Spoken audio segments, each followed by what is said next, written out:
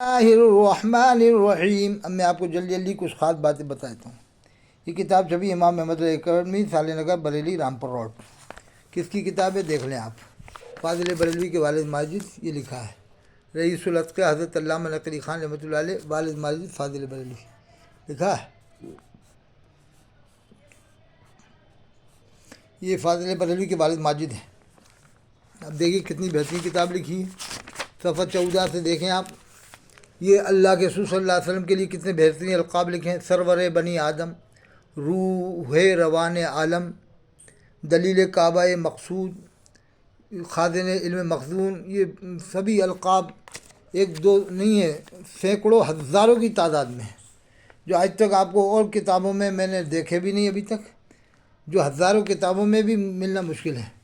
عاشق رسول تھے، سبحان اللہ سبحان اللہ۔ تفسیر قرآن مبین دیکھیے، تفسیر قرآن مبین، یہ سب پورے القاب سبحان اللہ، ایک دو تھوڑی ہیں، سینکڑوں ہزاروں کی تعداد میں۔ یہ صفحہ 24 تک، صفحہ نمبر 24 تک القاب و آداب میں، یہاں تک سبحان اللہ کا یہ سبحان اللہ۔ ان کی کتاب کا حوالہ میں دے رہا ہوں میں آپ کو، آج کل کے مولویوں کی نہیں۔ یہ دیکھیے صفحہ 114، یعنی اے حبیب میرے، میں نے جو امور کے تجھ سے قبل از نبوت واقع ہوئے، جو قصور کے آئندہ واقع ہوں گے، سب معاف کیے۔ تم دل اپنا خوش رکھو۔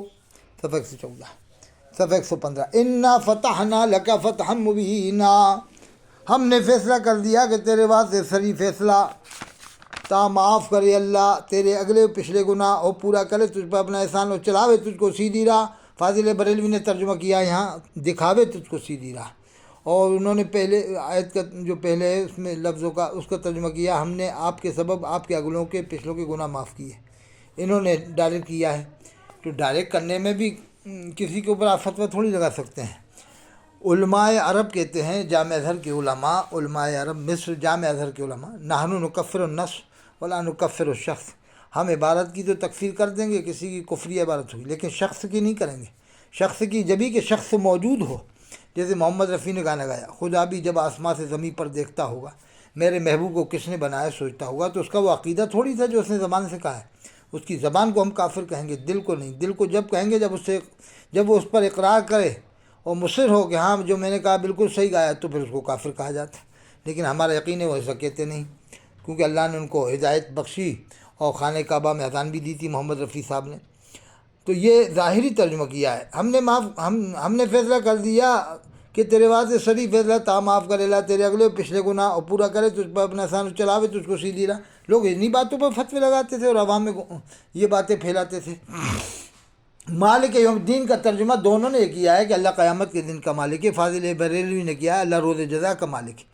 تو اب تم یہاں بھی کہو کہ ایسا ترجمہ کیوں کیا، اللہ تو ہر وقت کا مالک ہے، ہر جگہ کا مالک ہے، بے شک ہے، دونوں کا یہ عقیدہ ہے، سب کا عقیدہ اللہ ہر وقت کا مالک ہے، لیکن مالک یوم الدین کا ترجمہ یہی ہوا ہے کہ اللہ قیامت کے دن کا مالک ہے، اللہ روز جزا کا مالک ہے، جبکہ اللہ ہر وقت کا ہر جگہ کا مالک ہے، اور ہر وقت کا مالک ہمیشہ سے ہمیشہ رہے گا۔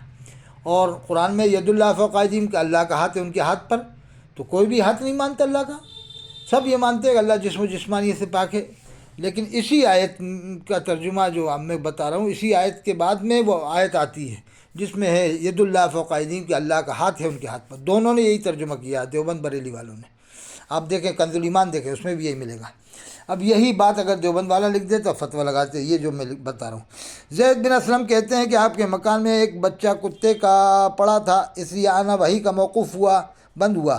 جس مکان میں کتا ہوتا ہے وہاں فرشتہ رحمت کا نہیں آتا۔ یہی فاضل بریلوی نے بھی یہی بات لکھی ہے الملفوظ میں، پڑھو یہی بات الملفوظ میں لکھی ہوئی ہے، اور یہی دیوبند والا لکھ دیا، فتویٰ لگاتے کہ صاحب دیوبند والے نے ایسا لکھا ہے۔ ارے پہلے اپنے والی کتابوں میں بھی تو دیکھ لو کہ اپنی کتابوں میں بھی تم یہ دیکھو صفحہ 124، وہ جگہ بالن فادا پایا تجھے راہ بھولا پھر تجھے راہ بتائی، یہی دیوبند والا کرتا، فتویٰ لگاتے۔ اب تفسیر تو پڑھو کتنی بہترین تفسیر لکھی ہے اس میں۔ یہ دیکھیے، یہ یعنی نبوت سے پہلے تو عبد المطلب ابو طالب اور خدیجہ الکبریٰ کے مال سے مستغنی، اور نبوت کے بعد یہاں اعلان نبوت سے پہلے اعلان نبوت کے بعد کا لفظ نہیں ہے، اور نبوت کے بعد ابو بکر صدیق کی دولت سے فارغ البال کیا۔ یہ صفحہ 125 ہے۔ اگر یہی بات دیوبند والا لکھ دیتا ہے تو فتویٰ ذرا سی بات میں فتویٰ۔ اب یہ دیکھو خاص بات دیکھو آپ، لعنت ایک دم جلدی نہیں کرنا چاہیے۔ یہ اس میں پڑھ رہا ہوں آپ کو، یہ پورا بیان آپ پڑھیں۔ یہ دیکھیے ایک واقعہ پڑھ لیں آپ،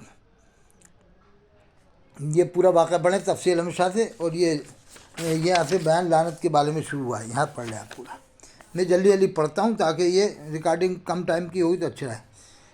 کسی مسلمان کو یہ بد دعا نہ کرے کہ تو کافر ہو جائے۔ بعض علماء کے نزدیک کفر ہے، اور یہ تحقیق ہے کہ اگر کفر کو اچھا یا اسلام کو برا جان کر کہے بلا ریب کفر ہے، ورنہ بڑا گناہ ہے۔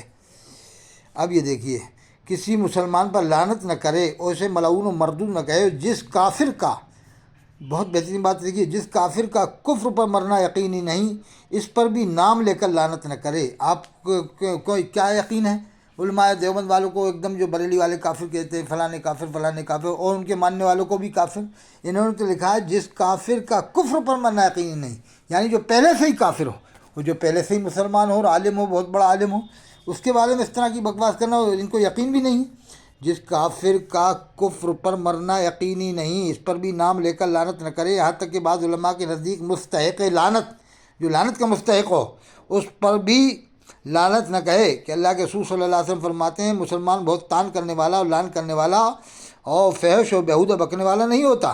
یہ سب حدیثیں آپ پڑھیں، یہ پوری حدیثیں آپ پڑھیں ہیں۔ یہ لعنت نہیں کرنا چاہیے، یہ ایک حدیث نہیں، بہت ساری حدیثیں ہیں۔